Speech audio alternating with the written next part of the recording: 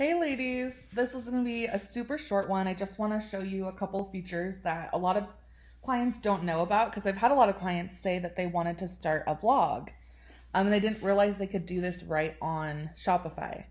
Now, this may or may not be the right way to go for you. It kind of depends on your goals. If you are potentially wanting to start a blog as its own business and eventually have that be a stream of revenue, which is not as easy as it sounds, let me tell you, but it is possible. But if that's what you're going for, the Shopify blog feature is definitely not very robust and probably not the way that you want to go. But if your priority is still your e-commerce store and you want to utilize a blog in order to gain some traffic, which means hits to your pixel, which we'll go over soon too, your Facebook pixel, which could help with future advertising. Although the visitors that hit your blog first aren't necessarily going to shop. So that's something to think about too. But any traffic to your website is still a good thing, right? So, and the other reason that this can help you is with SEO, CEO. The other day I was calling myself an SEO when I'm a CEO. Anyway. Okay. So it can help with search engine optimization, which we'll go over a little bit later too.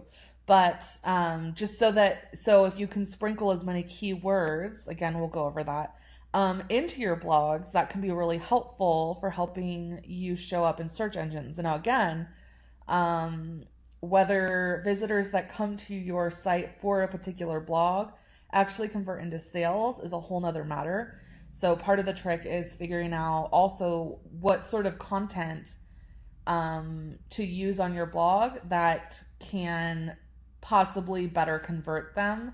It doesn't mean that you can't ever do blogs that are just fun and light and personal and not a lot to do with the boutique. You certainly can, because again, any visitor and viewership is a good thing, but just keep that in mind. So I'll post about this more in our actual post here, but something like a Style Me Wednesdays or something where you're going over a particular theme, such as floral or plaid or pattern mixing or that kind of thing. So anyway, we'll go over that more in the post itself. But I just wanted to show you really quick how you get to this. So if you go to you're logged in and you go to blog posts. You can also go to manage blogs. So you can actually have multiple blogs even, and then each one can have its own set of posts, right? So, and then the standard one is always called like just news or something like that. So you want to click on it and then you want to like change the title of it to whatever you're wanting, right? And then whether you want comments to show. Okay. So if you go to, your blog posts themselves, you literally just add it, and it's very similar to the page editor. So not a lot that you can do here, but once you have at least one blog in there, right, you can now add this to your navigation.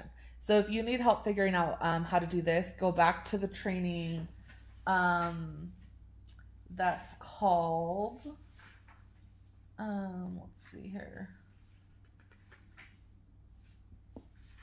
Oh, I don't have that in front of me. It should just be setting up your menus and pages is what it should be called in our group. So that goes over the navigation better. But if you go to navigation, you can add that either under about or as its own main link on your menu.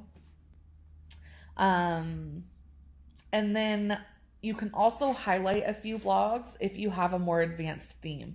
So this isn't usually available on most free themes, but almost all paid themes will have this option. So let me just show you, like if you were to go to your themes, and this was that one, so it won't have everything.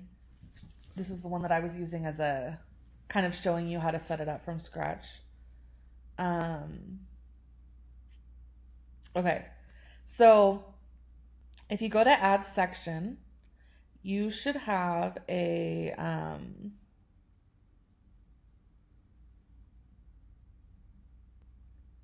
oh, it was right on top. Blog posts.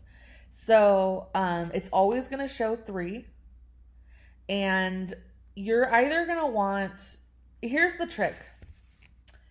This is going to look better with images that are square, like on your homepage, and then on mobile. That's going to look better. But here, let me show you. So I'm actually going to select this blog. Okay. So you either want to have no photos on any of them, or you do want to have photos on everyone, and make sure that they're the same. So again, on your homepage and on mobile, the square is going to look great. But if you click on this,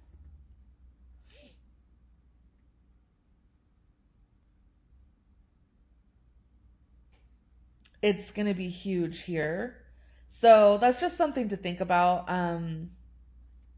It may be better, at least this theme, this varies by theme too. This theme, it actually is cropping it, which is a good thing. So if this were like a regular photo, that would be great. But because it was a graphic and it's being cut off, that doesn't really work, right? So just kind of keep that in mind and decide what you want to do about that. But that's an option, is to feature a few on your homepage. And then what shows here, because by default, most of the time, most themes will show your whole blog here. So then this just scrolls down and is really long and doesn't look great, right? So if you go back to your blogs and go to just pick a particular blog, the excerpt is what's going to show. So you always want the excerpt to be around the same length so that it just kind of lines up, especially on desktop, and looks better. But that's where you would just cut and paste a little blurb rather than your homepage showing the whole blog itself. So I